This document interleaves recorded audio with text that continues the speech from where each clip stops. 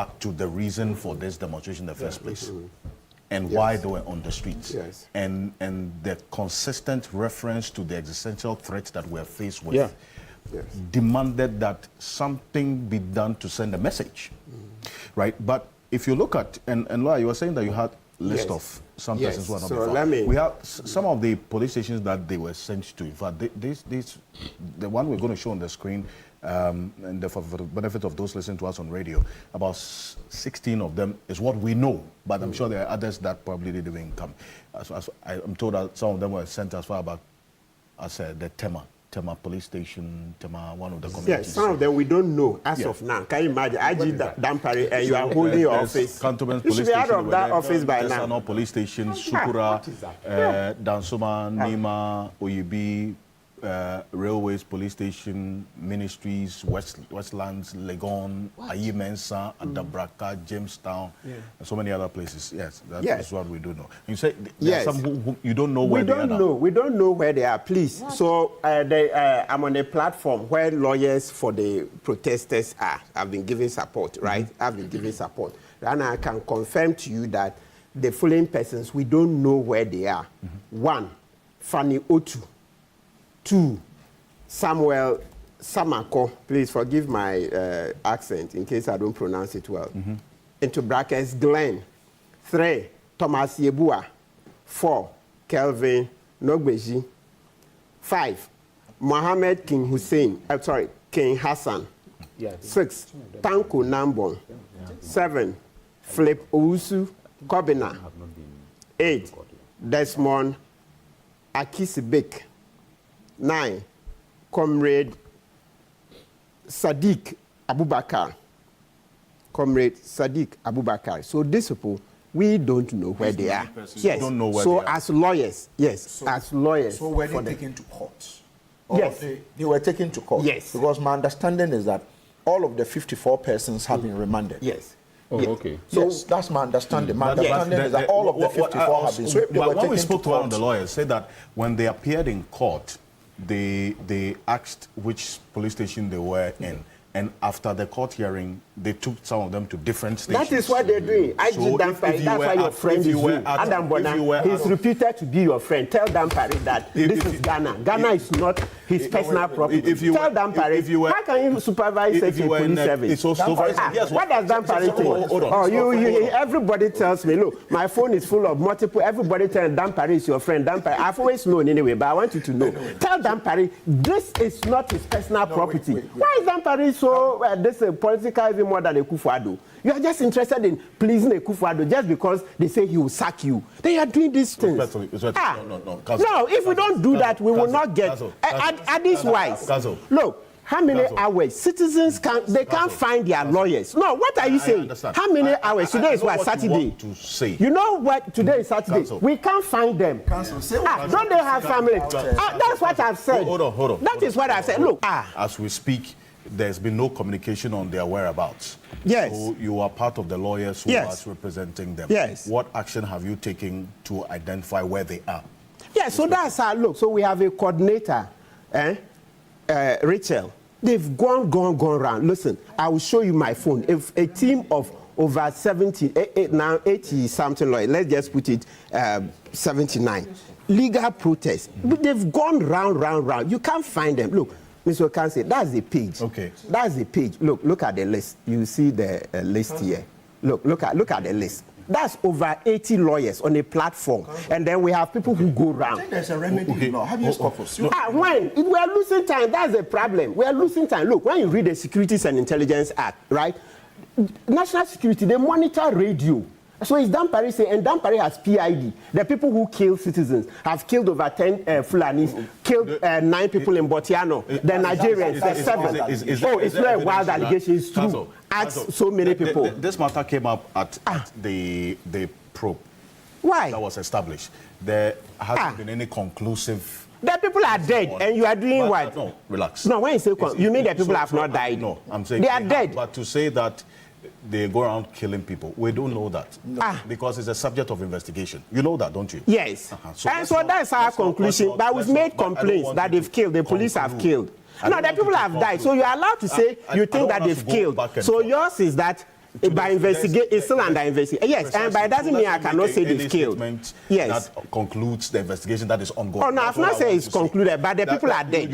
Yes, the people are dead. So, no, that's not a... The annual one, the Nigerians, are they also not dead? I think the reports, I think they've done with the reports. Yeah, but every time, 9 people, citizens. No, what? Then the Nigerians, 6. Have you seen that report? No, it's not out. So I'm talking about the death. So the death is what is most important to us. So their families are there today. Families haven't heard anything. Then the report is somewhere, and we think that is good. I think the report is somewhere. That yes, the death has why? Said, but a point I want to make is somebody's that private property. There is investigation ongoing in that matter. I don't want to make conclusions as to who did the killing. That's where I want us to establish clearly that we cannot pin. No, so the report, the citizens have reported that it's police that have killed them. Let's be clear on that. I think this is not a subject of the conversation. You see, when we need to be very careful because this is a very big platform. This issue about Nigerians being killed, the Nigerian leaders here have come out to say they are not aware of it. So let's be very careful because then you see, whatever we say here goes far. There will be people watching us all over the world. The Nigerians in this country have come out to say no Nigerian has died in the manner that probably we are putting us, so that we don't start any, because we have our citizens. No, Martin. Martin. Let's be very careful because you are mentioning another country citizens' name. Yes, we have our citizens in this country. Yeah. So this issue came up on the floor of Parliament, and then I'm told the Nigerian authorities in Ghana actually came out to say they are not, nothing of that nature happened. So we need to be very careful because the speaker said we should wait. They will do investigations. I am. What I'm saying is that what I'm saying is that at least I am privy to the fact that the Nigerian authorities came here. I wouldn't want to say, but I am privy because I work within the sector. They came out to say this thing that has been alleged. So we need to be very careful. Let's also be careful. There's an ASP called Jalil Bauer. There's a policeman. There are policemen who were there when they were shot. It's okay. He's alive. Is Jalil not alive? Martin, let's be a bit careful. If Jalil is lying, if Jalil is like Jalil Bauer is a policeman. What is this? If he's lying, set up a pro, put it on TV. Jalil Bauer, he's a policeman. He was there when they killed him. He was part of the investigations. I do not want this to be a part of the conversation we're having this morning. Yeah. What I want to indicate is that because of the statement that you made, making reference to the police culpability in this matter when investigations are ongoing, I needed to be clear on that to the extent that investigations have not been concluded, we cannot make a conclusive statement. I think that's it's alleged. No, yes, but then there has to be some basis to the allegation. That's not necessarily the fact that you say and you know that it's alleged. That's not excuse you of the burden of proof. You know. So let's. Okay. Yes, thank you. Let's go on to the telephone now. Benjamin Church, ACP, Dr. Benjamin Akufo-Addo, retired, is a former police chief, and his lawyer, coincidentally, his lawyer Martin Pebu. I represented him with my team: Komivi Jochi, Marcel, Nusbia, Hamdia, Mohammed, etc. He's joining us on the telephone. ACP Dr. Benjamin Akufo-Addo, good morning. Thank you for joining us here on Key Point. Good morning, and my regards to all the panelists. Great, and I understand you have some difficulty joining us on Zoom, but I appreciate your patience having to go through the process. Now, for you, knowing the processes of the Ghana Police Service, now there's been an admission that, yes, they held some protesters beyond the 48 hours as allowed by law. What they have done in the statement that they have issued is that they have referred this matter to the Police Professional Standards Bureau, formerly PIPS. There's a concern that any time that the police has investigated itself, we don't see the end of such investigations. Now, Is it one that you would subscribe to, or knowing the internal measures in the police service, this matter can be investigated by them and then we would have some punitive measures taken?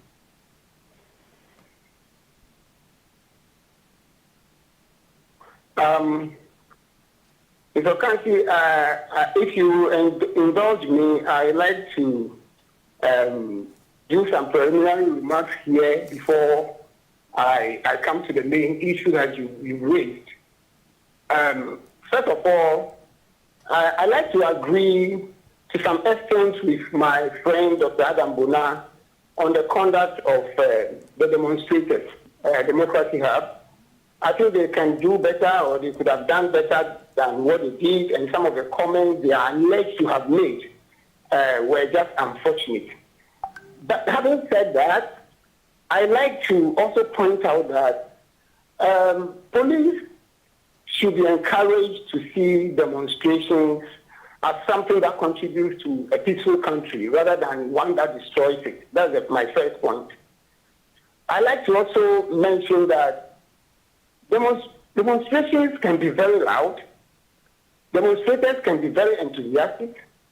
Demonstrators can even taunt and insult sometimes. The police officers, they could be boisterous, yet those demonstrations could be deemed as peaceful.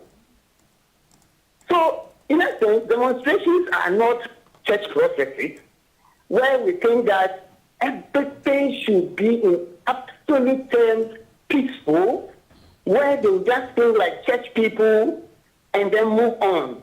I mean, we should not expect that.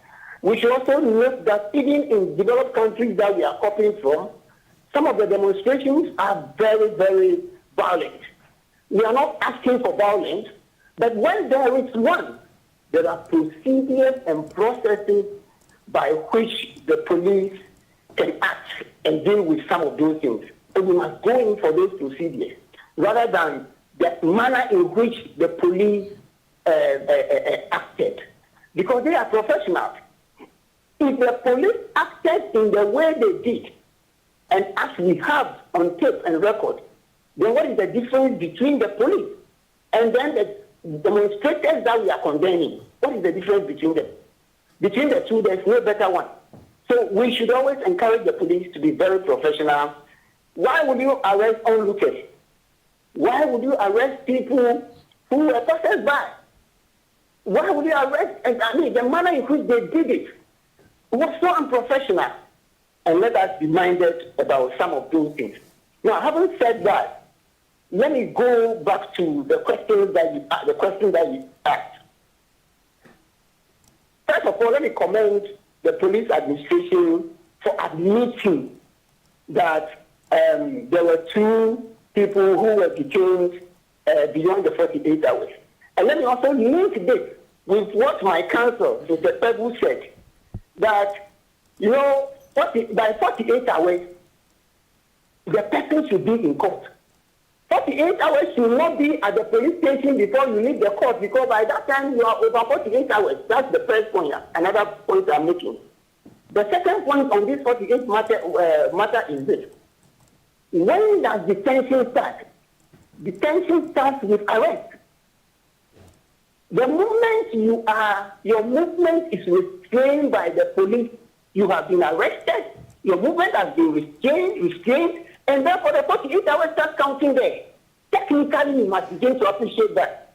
Because you know something, the police can arrest you at 9 a.m., and they can go around with you in the whole of Accra and get to a police station by 7 p.m. When does the arrest start? It starts at 9. So the 48 hours must start counting by 9 a.m., not at 7 p.m. that you have been formally put into detention. The police set up a committee by itself